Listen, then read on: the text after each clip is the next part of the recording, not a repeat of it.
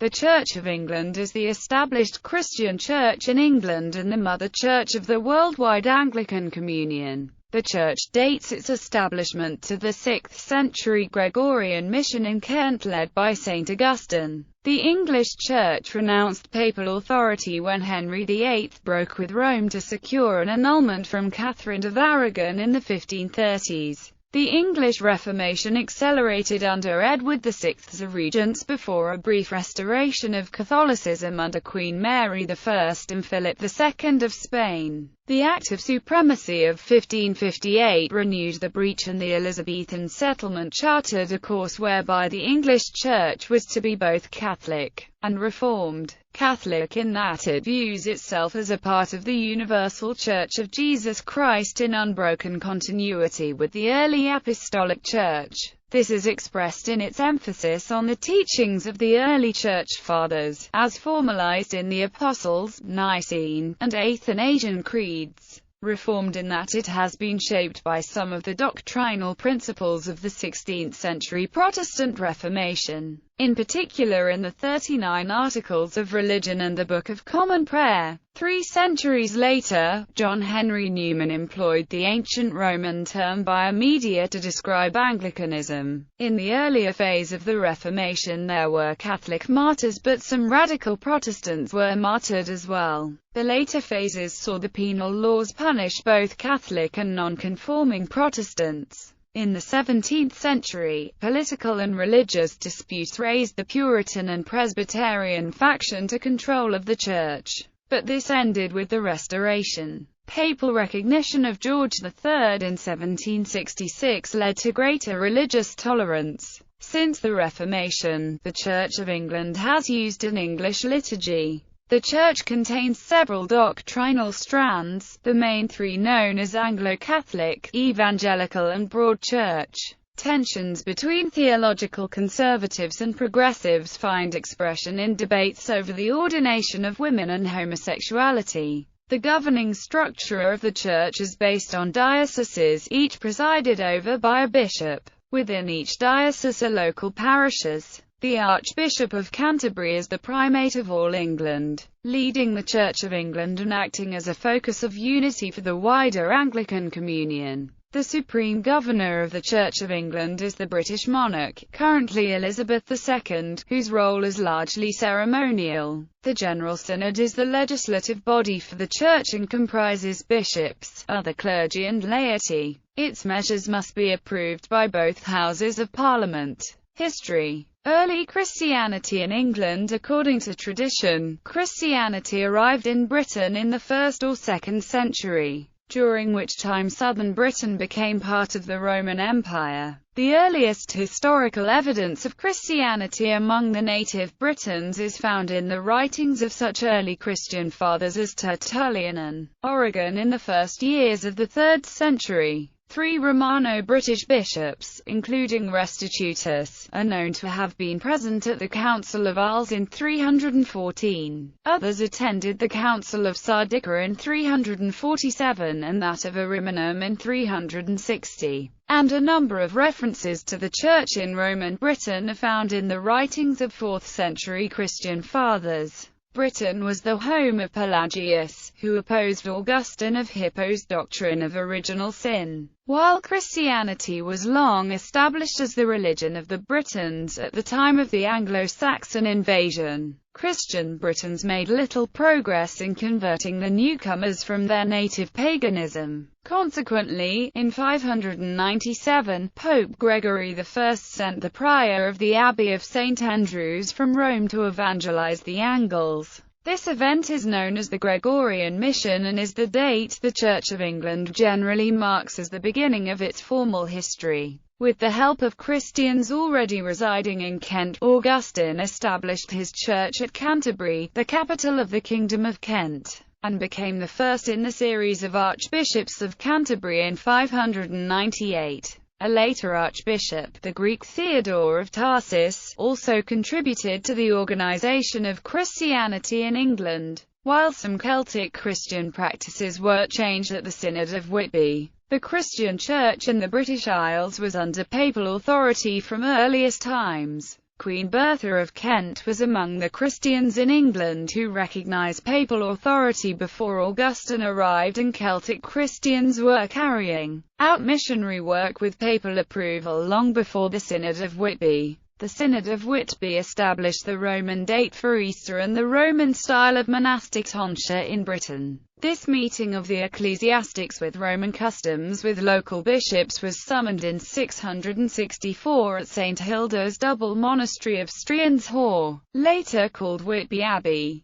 It was presided over by King Oswiu, who did not engage in the debate but made the final ruling. Secession from Rome in 1534, King Henry VIII separated the English Church from Rome. A theological separation had been foreshadowed by various movements within the English Church such as Lollardy. But the English Reformation gained political support when Henry VIII wanted an annulment of his marriage to Catherine of Aragon so he could marry Anne Boleyn. Pope Clement VII, considering that the earlier marriage had been entered under a papal dispensation and how Catherine's nephew, Emperor Charles V, might react to such a move, refused the annulment. Eventually, Henry, although theologically opposed to Protestantism, took the position of supreme head of the Church of England to ensure the annulment of his marriage. He was excommunicated by Pope Paul III. In 1536–40, Henry VIII engaged in the dissolution of the monasteries, which controlled much of the richest land. He disbanded monasteries, priories, convents and friaries in England, Wales and Ireland, appropriated their income, disposed of their assets, and provided pensions for the former residents. The properties were sold to pay for the wars. Bernard argues the dissolution of the monasteries in the late 1530s was one of the most revolutionary events in English history. There were nearly 900 religious houses in England, around 260 for monks, 300 for regular canons, 142 nunneries and 183 friaries, some 12,000 people in total, 4,000 monks, 3,000 canons, 3,000 friars and 2,000 nuns.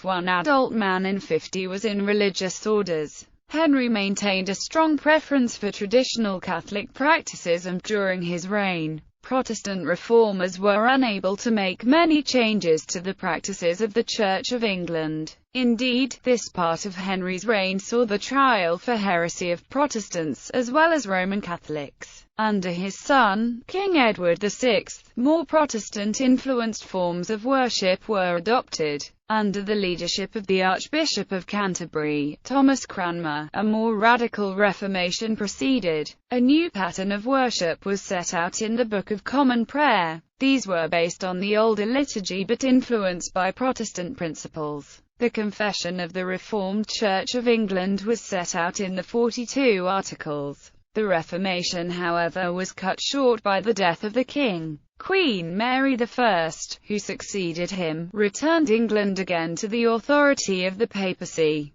thereby ending the first attempt at an independent Church of England. During her co-reign with her husband, King Philip, many leaders and common people were burnt for their refusal to recant of their reformed faith. These are known as the Marian Martyrs, and the persecution led to her nickname of Bloody Mary. Mary also died childless, and so it was left to the new regime of her half-sister Elizabeth to resolve the direction of the Church.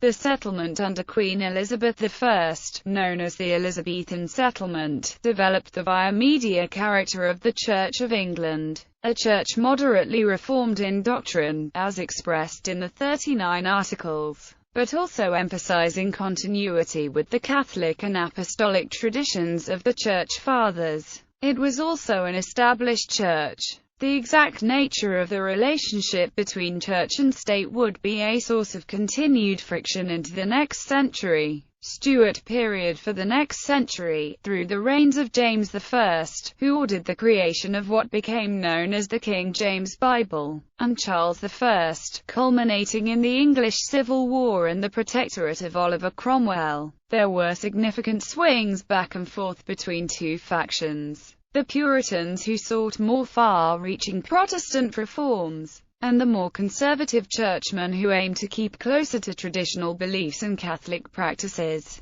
By continental standards, the level of violence over religion was not high, but the casualties included King Charles I and Archbishop of Canterbury William Laud. Under the Commonwealth and the Protectorate of England from 1649 to 1660, the bishops were dethroned and former practices were outlawed, and Presbyterian ecclesiology was introduced in place of the episcopate. The 39 Articles were replaced by the Westminster Confession, the Book of Common Prayer by the Directory of Public Worship. Despite this, about 1/4 of English clergy refused to conform to this form of state Presbyterianism. With the restoration of Charles II, Parliament restored the Church of England to a form not far removed from the Elizabethan version. One difference was that the ideal of encompassing all the people of England in one religious organisation, taken for granted by the Tudors, had to be abandoned. The religious landscape of England assumed its present form, with the Anglican established church occupying the middle ground, and those Puritans and Protestants who dissented from the Anglican establishment, and Roman Catholics, too strong to be suppressed altogether, having to continue their existence outside the national church rather than controlling it. Continuing official suspicion and legal restrictions continued well into the 19th century. By the 5th Article of the Union with Ireland 1800, the Church of England and Church of Ireland were united into one Protestant Episcopal Church, to be called the United Church of England and Ireland. Although this union was declared an essential and fundamental part of the Union, the Irish Church Act 1869 separated the Irish part of the Church again and disestablished it, the Act coming into effect on 1 January 1871. Overseas developments. As the British Empire expanded, British colonists and colonial administrators took the established church doctrines and practices together with ordained ministry and formed overseas branches of the Church of England. As they developed or, beginning with the United States of America, became sovereign or independent states, many of their churches became separate organizationally but remained linked to the Church of England through the Anglican Communion. 21st century deposition from holy orders overturned under the guidance of Rowan Williams and with significant pressure from clergy union representatives. The ecclesiastical penalty for convicted felons to be defrocked was set aside from the Clergy Discipline Measure 2003. The clergy union argued that the penalty was unfair to victims of hypothetical miscarriages of criminal justice,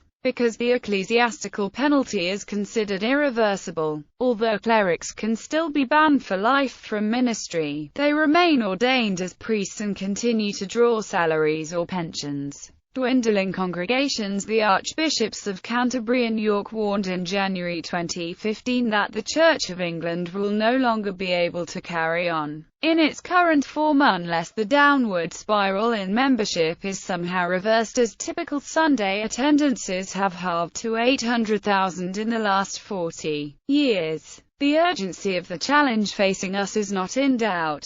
Attendance at Church of England services has declined at an average of 1% per annum over recent decades and, in addition, the age profile of our membership has become significantly older than that of the population. Renewing and reforming aspects of our institutional life is a necessary but far from sufficient response to the challenges facing the Church of England. The age profile of our clergy has also been increasing. Around 40% of parish clergy are due to retire over the next decade or so. However, Sarah Mullally, the fourth woman chosen to become a bishop in the Church of England, insisted in June 2015 that declining numbers at services should not necessarily be a cause of despair for churches, because people will still encounter God without ever taking their place in a pew, saying that people might hear the Christian message through social media sites such as Facebook or in a cafe run as a community project. low salaries. In 2015, the Church of England admitted that it was embarrassed to be paying staff under the living wage. The Church of England had previously campaigned for all employers to pay this minimum amount. The Archbishop acknowledged it was not the only area where the Church fell short of its standards.